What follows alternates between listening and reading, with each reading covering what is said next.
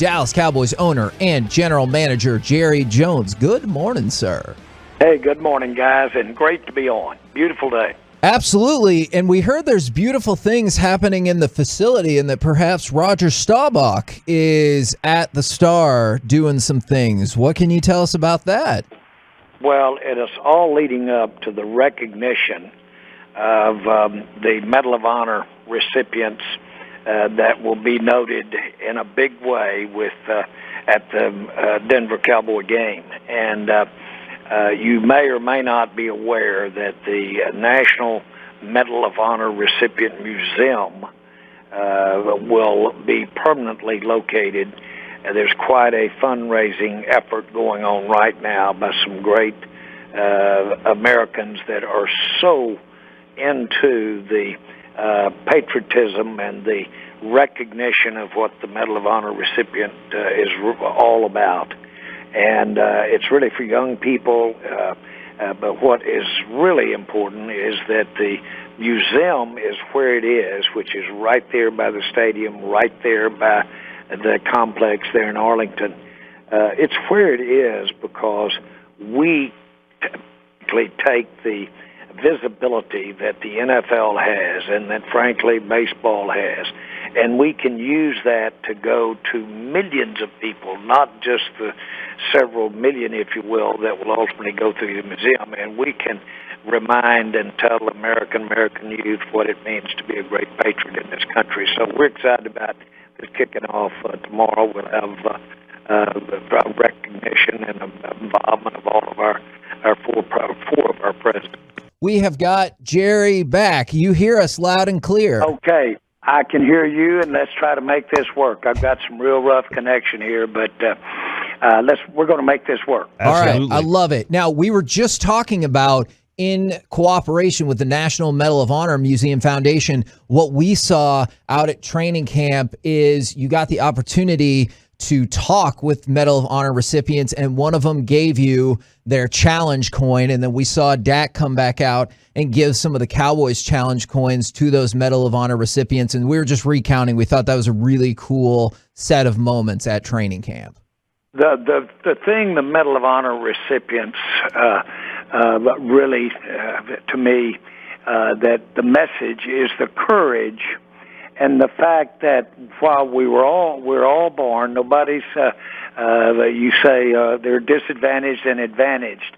Everyone has courage, and to the extent that you see normal people that have called on that courage, it's inspirational because male, female, any type of differences in us, we all have courage, and the recipients of the Medal of Honor show that, and they come out of their lives, and they've made this country what it is. And so that's what this celebration, that's what this visibility is about.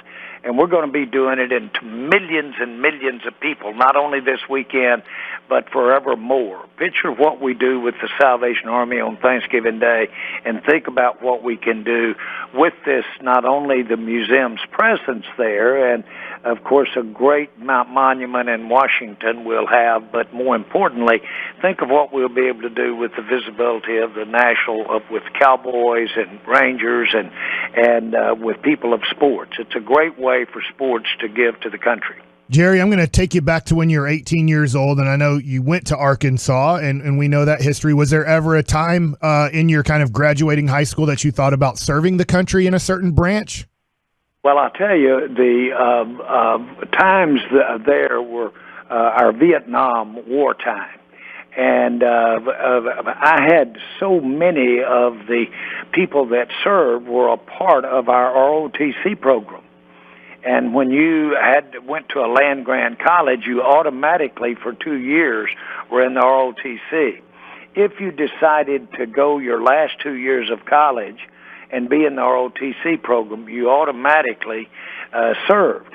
And when you did, those served really on the front lines of Vietnam, and had some of the greatest sacrifices that this country's ever seen by those front-line people. I had two teammates, one of the most decorated soldiers of Vietnam, Mike Parker, that was a coach at the University of Texas and has a beautiful family and lives in Texas now. But, oh my goodness, what we owe to those people that served during that time and times like that in the services you'll never give it back enough for them.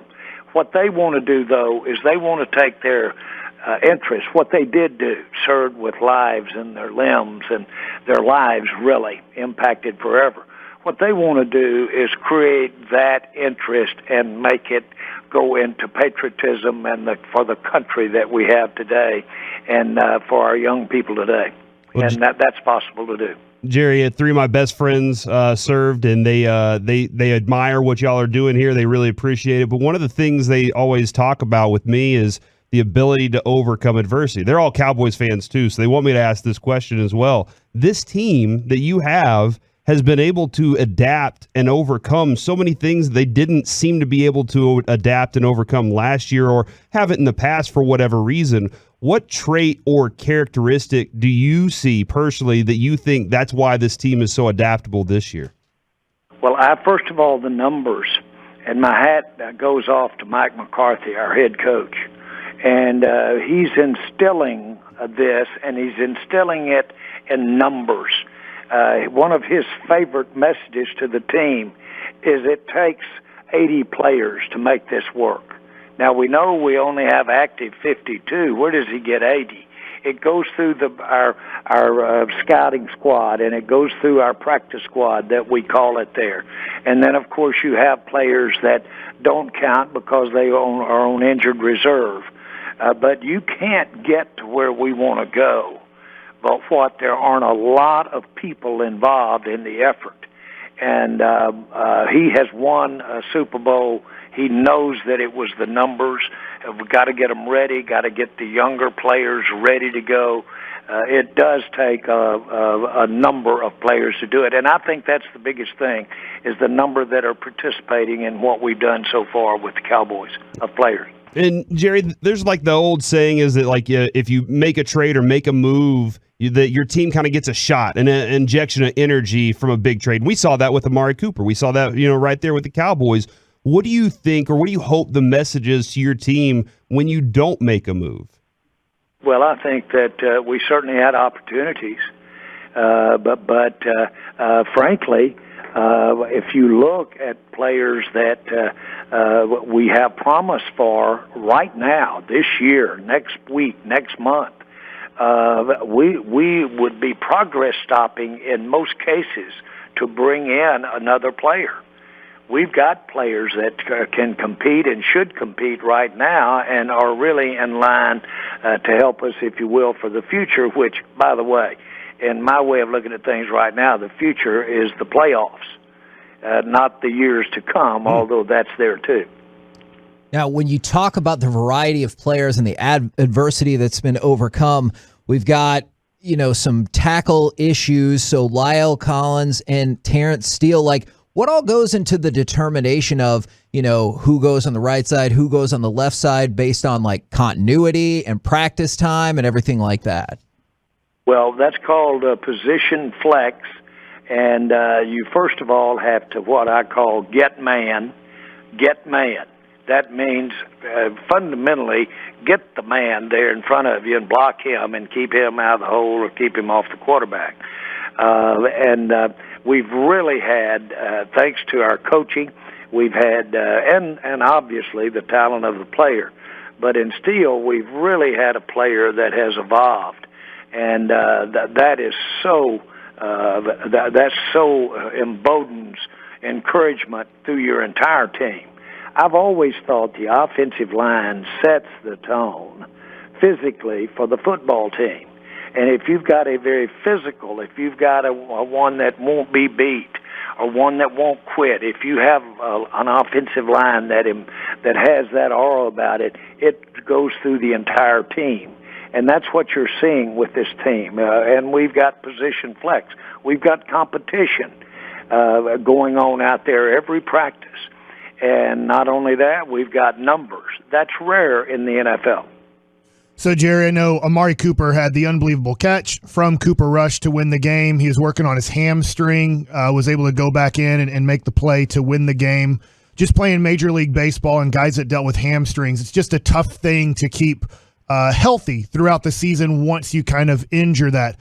Is there a concern of, or gosh, could we give him a game off to maybe get that hamstring back to 100%? Well, we just left the bye, and of course that was the effect of that. It did give him a game off. The fact he's playing through it is, since you've experienced that in your career, you know what it's like.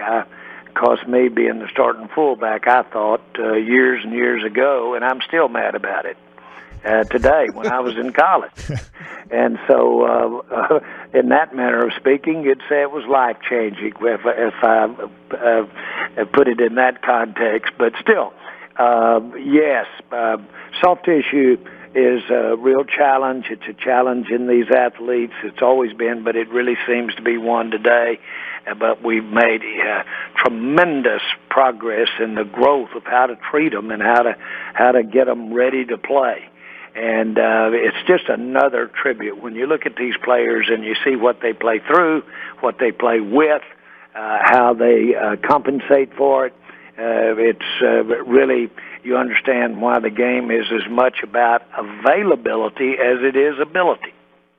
Jerry, a terrible accident happened this week that we know about with the Raiders and Henry Ruggs out there in Las Vegas. Can you tell us a little more about what kind of options players have in those moments, what they can do, and what kind of decisions do you have to make as an owner, and what kind of conversations y'all have when something like this kind of comes up? Well, first of all, I dare comment on another person's or team's person's accident, if you will, or situation. And one of the reasons you should is because you could blink and it could be right happening to you. And I think that's life. It's so sad, and I can't even begin to start where when you're involved in a tragedy like that, starting with the very victims themselves. But from the standpoint of the deal, we had a player that years ago had a terrible accident and had to be incarcerated for, I think, almost 7 years with a automobile accident. And those are just, that's a tragedy. And that word is dramatic, but that's a dramatic thing. We obviously, as a society, are dealing with substance and driving a lot more succinctly than we did when I was growing up or when I was a kid. And so, and it should be that way. Because those places are to be made, and our society wants it as safe as it can be. So, again, that's all I've got to say about it. It's just I feel so bad for everybody involved, including all the way up through the people who support the Oakland Raiders. Now, we got a question on Twitter asking about who the best Cowboys defensive player you've ever seen is, and could Micah Parsons surpass that? So I'm just curious. I know it's a tough question. There's a lot of options. Who is the best Cowboys defensive player you've ever seen?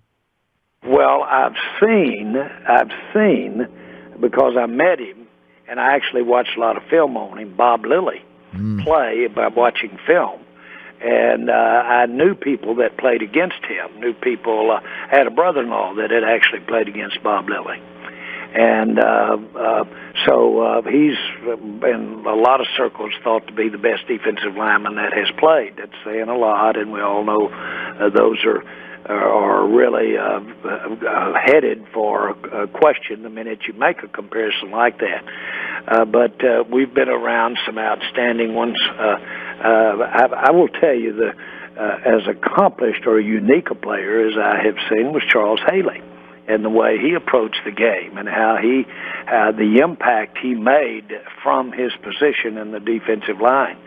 But Randy White has to be mentioned. And again, I think your question probably more on the teams that I've been involved directly in. But we've had some some guys that I thought were great players, but one might say, well, but they didn't have the impact of a Donald. Well, Donald is one that wouldn't be a part of the Cowboys that I would have to say is about as impactful a player. And he was, when he came out, he looked like he could do that. It didn't make sense because of his size, yet he has been disruptive his entire career. So that's one that jumps to my mind and is still active and on the front of my mind. Awesome answer right there. Appreciate it very much. And I one more thing for you is we talked about how amazing it's been, and Charlotte has spearheaded these efforts. You got more than $116 million already getting going for the Medal of Honor Museum Foundation. I was curious, do y'all have any fundraising tips for us? We have a charity show. We're going to do 14 straight hours of radio the day before Thanksgiving. Do you have any advice for us to help raise money and cool things to donate? I have praise for you. I really do. I think it is the way to serve when you have visibility and you have celebrity. Then I think it is a great way to serve, incumbent upon you to use that unique position to have interested people, make them aware, and if you can, motivate them to give. We certainly live in a society that has always said, help your brother and sister. We've always felt that way. And that's a fundamental part of being a human being. And you guys, with such effort that you're talking about making like that, raised to the front. I will tell you, the most important thing about being involved with the Dallas Cowboys, that apart from just the move over from the competitive part and wanting to win, the most important thing that we have done was the work that the Cowboys have done with the Salvation Army. No matter where I go in this country, I'll have as many people walk up and say, thanks for the Salvation Army, as I do Go Cowboys, and that happens every time you step out. My point to you is that that's the best use of this visibility and this talent, to basically use those millions and millions, and we'll go to 70, 80 million people on Thanksgiving weekend talking about what the Salvation Army and Red Kettle is. And that has incrementally raised almost $3 billion over the last 20 years. Wow. So it can be impactful. We don't realize sometimes just how many people are listening or watching. So we have a target then of $3 billion to get to this week, or by that time, Jerry. Thank you. We really appreciate that target there. You bet, guys. Well, listen, I will say this. If it's $1, it was worth it, and I'll thank you for everybody else for your time and effort there. That's the way to go. Awesome. Thank you so much, Jerry. Okay.